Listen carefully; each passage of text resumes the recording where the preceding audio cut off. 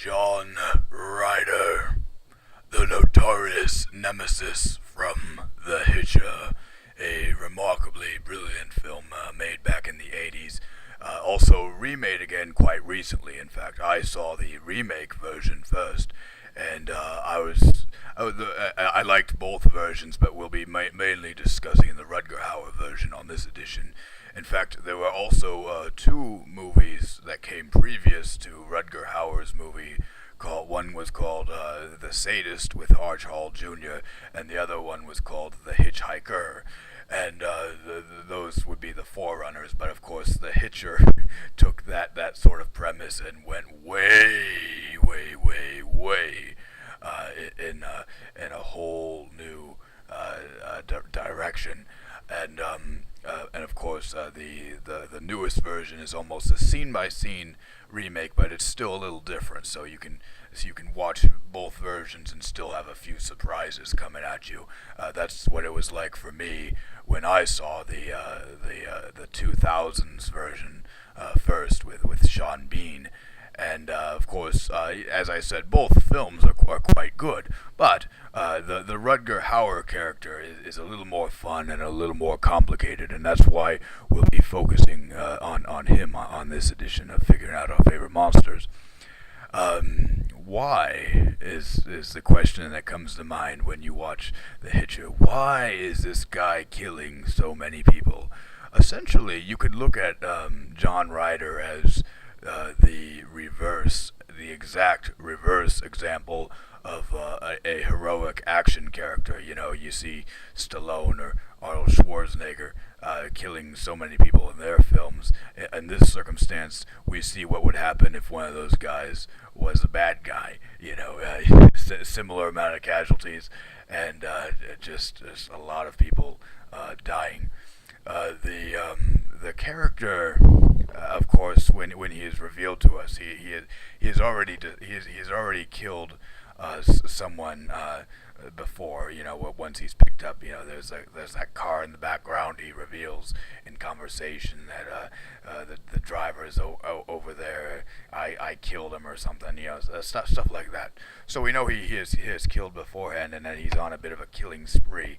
Why is he on this killing spree is the precise question.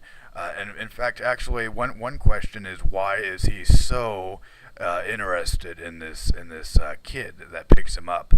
What's the special attraction? Why does he keep returning to him over and over again and trying to make his life complicated?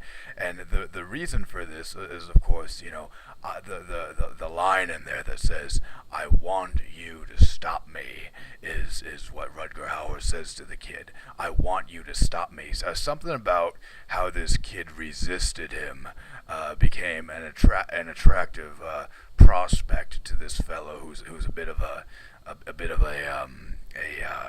competitor, as you will. He's attracted to this to putting this kid through a competition of sorts, and a rivalry, and encouraging him, you know, to play tag with him and keep following after him and keep coming after him. That's the whole premise of the film.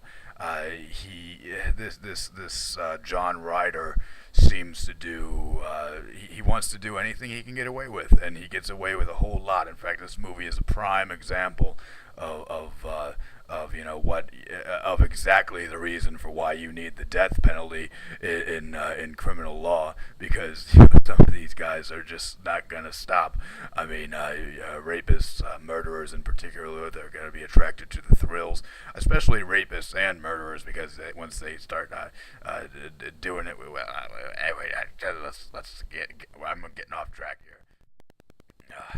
Now the Sean Bean version of the Hitcher, he seems to be almost kind of a post-traumatic stress case. He seems to take on the look of a soldier, maybe coming home from somewhere and just being real stressed out and just having a total disregard for human life. He's a little more upset and so forth. But Rutger Hauer's character is far more playful. You know, he's doing it for fun, and he's having a lot of fun doing these things. And but yet he still wants to be stopped, or he wants to see if he can be stopped. So that's the complicated situation of the Hitcher. Now, the great thing about this film is that it sets you up for the possibility that maybe this kid is guilty of it all. I mean, you start spending so much time with the film and seeing so many convenient things happen around the kid, and seeing all this stuff that follows him around. You start wondering if the film is going to set up, a poke at the end where like it was the kid all along or something like that. But I really enjoy the fact that this movie is even stranger in the sense that they don't go for that. They maintain that Rutger Hauer is the killer, and they show him to be they show him to finally be caught later on. So anyway, he yeah, I'm not going to tell you how it ends, I guess not, but yeah. Now, in addition to Rutger Hauer being a little more playful and a little more fun, he's also a lot more photogenic. The shots from the original movie are much cooler to put up on these little photos that I compile for figuring out our favorite monsters. You see, this is the main reason why I'm paying attention to that specific film rather than the new one, because I take the screenshots from the new one and doesn't feel quite as exciting as I remembered it. But the new one is pretty damn cool though, so I don't understand why I can't find any good screenshots of it. Of course, the new one is, of course, gender reversal. The modern films that are going around nowadays want to, portray a lot of super chicks.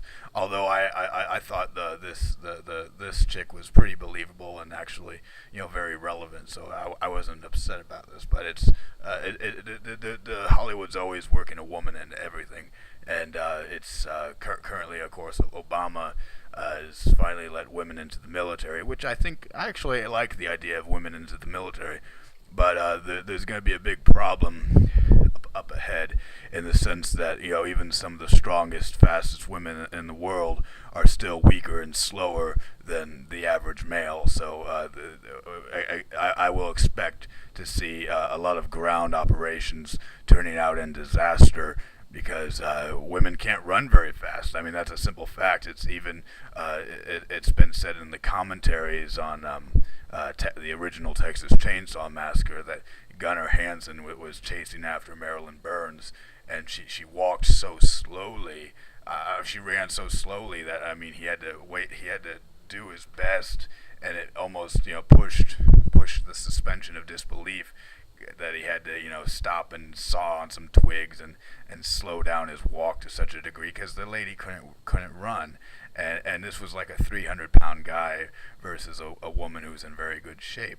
So this, and if you look at the Olympic stats, you'll see like a 10 or 20 mile difference in like the fastest woman versus the fastest man. So consistently, you got to understand women are not as strong, not as fast, and so putting them into ground operations and so forth, it's going to be a disaster. But I think there are exceptions to the rule. There's women like Annie Oakley, Calamity Jane, and so forth, pretty tough broads.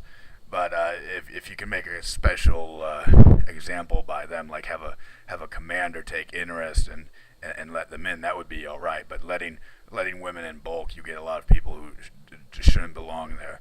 There's a lot of people in the military who kind of don't always belong there. They get attracted by going to school or opportunities for education and so forth. They kind of miss the point on why they're really supposed to be there, and that's why you get a lot of problems every now and then. But anyway, as I digress, The Hitcher was a fantastic film, and absolutely enjoyed it.